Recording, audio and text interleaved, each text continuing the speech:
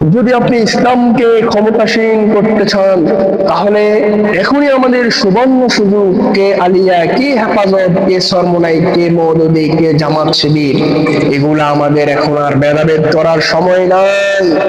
আমরা সবাই ঐক্যবদ্ধ হয়ে এক কাতারে সামিল হতে হবে।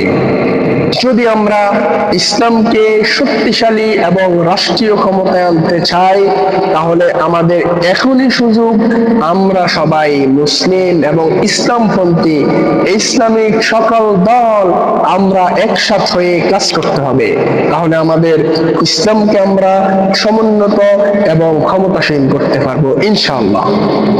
এজন্য আমরা কোন রকম ভেদাভেদ করা যাবে না। যে আলেম ভেদাভেদ করবে, আমরা তার থেকে 100 গজ দূরে থাকবো, ঠিক না? এবং যে সম্প্রদায়, যে আলেম সম্প্রদায় যারা ঐক্যবদ্ধকে ফাটল সৃষ্টি করবে, আমরা তাদের থেকে দূরে থাকব। তাদের কথা আমরা শুনবো না, তাদের কথা আমরা মানবো না, তাদের আলোচনা আমরা শুনবো না, তাদের পথ অনুসরণ করব না। কারণ আল্লাহ তাআলা তো বলেছেন, ওয়াতাসিমু বিহাবলিল্লাহি জামিআ, তোমরা আল্লাহ তাআলার রজ্জুকে সবাই একত্রিত হয়ে আঁকড়ে ধরো। তাহলে আমরা কেন ফাটল সৃষ্টি করব?